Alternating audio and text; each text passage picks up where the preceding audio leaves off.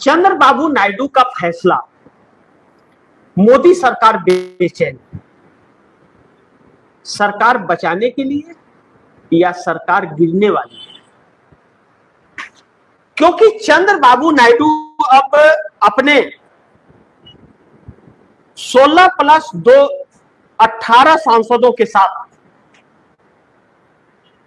अपने तेवर बदल रहे हैं, क्योंकि चंद्रबाबू नायडू इस सरकार के चक्कर में अपने पार्टी का अस्तित्व खराब करते हैं। क्योंकि पहली चीज कि चंद्रबाबू नायडू के ऊपर 17 लाख फर्जी वोट से चुनाव जीतने का आरोप वित्त मंत्री निर्मला सीतारमण के पति परकला प्रभाकर ने लगा दिया है, आधिकारिक तौर पर लगाया खुलेआम मीडिया के सामने।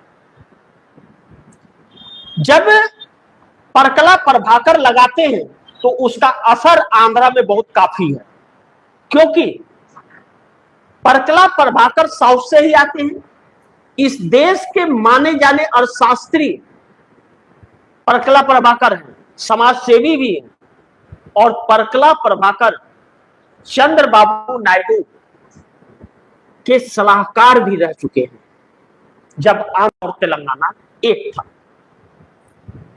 अब ऐसे में परकला प्रभाकर का यह आरोप चंद्रबाबू नायडू पर भारी पड़ रहा है, और चंद्रबाबू नायडू अगर भारतीय जनता पार्टी के साथ रहे, और भारतीय जनता पार्टी जिस तरह से बदनाम है कि चुनाव आयोग साथ है, अब तो सुप्रीम कोर्ट के संभावित सीजीआईओ में एक सुप्रीम कोर्ट के जज ने भी यह कह दिया कि चुनाव आयोग को निष्पक्ष होना चाहिए और संविधान और लोकतंत्र का ध्यान रखना चाहिए। और चुनाव आयोग को लेकर के सुप्रीम कोर्ट के फैसले बहुत निराशाजनक रहे, या सरकार के जो भी रवैये हैं वह बहुत निराशाजनक रहे। सुप्रीम कोर्ट कोई ऐसा फैसला नहीं दिया जिससे देश की जनता यह माने कि हां, न्याय कर रहा है न्यायपालिका। ऐसे में चंद्रबाबू नायडू और भी चक्कर में तब पड़ जाते हैं जब ईरान इजराइल का युद्ध इस मोड़ पर आकर के खड़ा हो जाता है कि भारत में यह आर्थिक संकट ऐसा पड़ गया जो लोगों के बेरोजगार और भूखमरी तक के हालात में ला करके खड़ा कर रहा है, और 40 से 45 साल पीछे देश को लेकर के जा रहा है नरेंद्र मोदी की गलत नीतियों। और चंद्रबाबू नायडू को भी बातों को मानने से सरकार इंकार करती है। जब Chandrababu Naidu minimum common programme बनाने का एनडीए की बात करते हैं और कहते हैं कि भाजपा के एजेंडे को आप अलग करो, जब भाजपा की सरकार आएगी तो कर लेना, अभी एनडीए का मिनिमम कॉमन प्रोग्राम बनाओ, तो सरकार नहीं सुनती। इजराइल के साथ आरएसएस और भाजपा का बहुत गहरा रिश्ता है। पुरानी भाजपा का नहीं कर रहा हूं, इस नई भाजपा का बहुत गहरा रिश्ता है, और यह रिश्ता यूं ही रहेगा।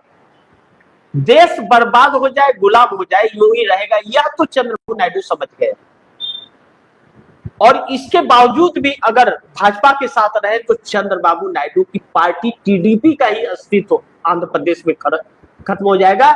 और इस मौके का फायदा वाईएसआर जगनमोहन रेड्डी आंध्र प्रदेश की मुख्य विपक्षी पार्टी उठा रही है। तो अब चंद्रबाबू नायडू भी पाला बदल रहे हैं, और समर्थन वापसी का ऐलान वह भी बहुत जल्द करेंगे। बस इंतजार नीतीश कुमार का है।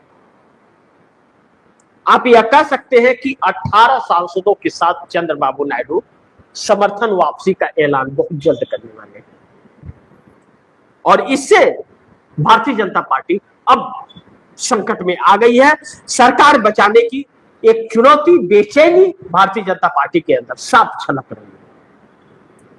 देखना महत्वपूर्ण होगा कि चंद्रबाबू नायडू का फैसला क्या होता है, लेकिन संकटों में घिर गए हैं चंद्रबाबू नायडू।